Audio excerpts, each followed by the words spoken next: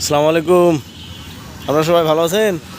দেখেন তো এই ডিমগুলো ঠিক আছে কিনা, দেখেন তো ডিমগুলো ঠিক আছে কিনা। দেখাতে ভালো আছে, হ্যাঁ, ভালো আছে। ভালো আছে। আচ্ছা, এই ডিমগুলা আপনাকে আমি দিব, কিন্তু আমার সত্য হচ্ছে যে 4টা প্রশ্নের উত্তর দিতে হবে। আপনি যদি উত্তর দিতে পারেন আপনাকে আমি ডিমগুলা দিব। আচ্ছা, প্রশ্নগুলো এরকম, আমি যেটা বলবো সেটা আপনাকে বলতে হবে। আচ্ছা, বলেন বাংলাদেশের রাজধানীর নাম ঢাকা। ঢাকা। বাংলাদেশের রাজধানী ঢাকা।